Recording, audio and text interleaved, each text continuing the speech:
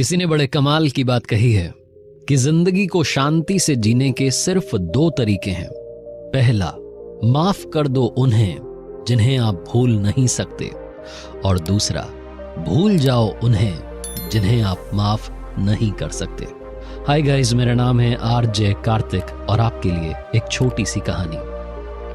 ये कहानी एक मिडिल क्लास फैमिली के इंसान की। एक ऐसा व्यक्ति जो ऑफिस में जाता था, नौकरी करता था, घर आता था, घर का ख्याल रखना, ऑफिस का ख्याल रखना, दोनों तरफ उसकी जिम्मेदारी थी। पर्सनल लाइफ, प्रोफेशनल लाइफ में इतना उलझ गया था कि फ्रस्ट्रेटेड रहने लगा था कि किस किस का काम करूं। ऑफिस वालों की सुनूं, घर वालों की सुनूं। ऑफिस से थका हारा घर पहुंचता और सारा गुस्सा घर वालों पर निकाल देता। कभी वाइफ पर निकाल देता, कभी बच्चों पर निकाल देता, और हमेशा चिड़चिड़ा सा रहता था, उदास सा रहता था। सब कुछ होकर के भी उसके पास में कुछ नहीं था, ऐसा उसको लगता था। एक दिन वो रोजाना की तरह थोड़ा सा लेट हो गया, ऑफिस से घर पहुंचा। जब घर गया तो बच्चा उससे लिपट गया, पापा आ गए, पापा आ गए। और ये आराम से सोफे पर बैठा भी नहीं था कि बच्चे ने कहा, पापा मेरी मदद कर दो ना, मुझे होमवर्क करना है। इस व्यक्ति ने ऑफिस का सारा गुस्सा उस बच्चे पर निकाल दिया। बच्चा रोता रोता अपने कमरे में चला गया। इसने डिनर किया, उसके बाद में से रियलाइज हुआ कि इसने बच्चे को ज्यादा डांट दिया है। तो बच्चे से बात करने के लिए उसके कमरे में गया, लेकिन तब तक थोड़ी देर हो गई थी, बच्चा सो चुका था। बच्चे ने वो जो होमवर्क की कॉपी थी अपने सर पर रखी हुई थी, वो होमवर्क करते करते उसको नींद आ गई थी। इस व्यक्ति ने उस कॉपी को उठाया और उसको रखना चाह रहा था। फिर इसे लगा कि एक बार देख लेता हूं कि बच्चा किस होमवर्क में मेरी मदद चाहता था। तो इसने पढ़ना शुरू किया। टॉपिक था वो काम जो हमें शुरू में अच्छे नहीं लगते लेकिन बाद में अच्छे लगने लगते हैं। इस टॉपिक पर उस बच्चे को निबंध लिखना था और उसने पहला पैराग्राफ लिख भी दिया था। इस व्यक्ति ने पढ़ना चाहा कि उस बच्चे ने क्या लिखा है। तो बच्चे ने लिखा था, थैंक यू सो मच उन फाइनल एग्जाम्स का।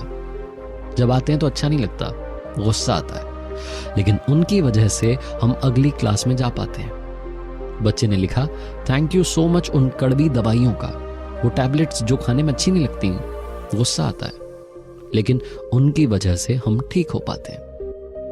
बच्चे ने लिखा, थैंक यू सो मच उस अलार्म क्लॉक का, जब सुबह सुबह बजती है तो इरिटेट करती है, गुस्सा आता है, चिढ़ होती है, लेकिन उसकी वजह से हम ये जान पाते हैं कि हम जिंदा हैं और हमारा नया दिन शुरू हो गया है। उस बच्चे ने सबसे आखिरी में जो लिख रखा था, उसे पढ़ने के बाद इस व्यक्ति की आंखों में आंसू थे।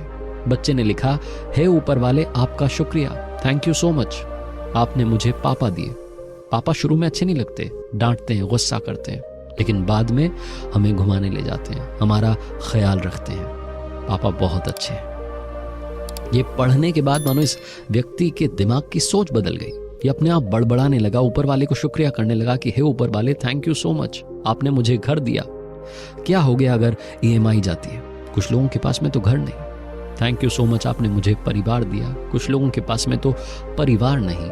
छोटी सी कहानी है, लेकिन हम सबको पॉजिटिविटी का मंत्र सिखाती है। हमेशा पॉजिटिव कैसे रहें, इस कहानी को सुनने के बाद आपको समझ आ गया होगा। हमेशा मुस्कुराते रहिए, ऊपर वाले का शुक्रिया अदा करते चलिए। सुनते रहिए आरजे कार्तिक मोटिवेशन।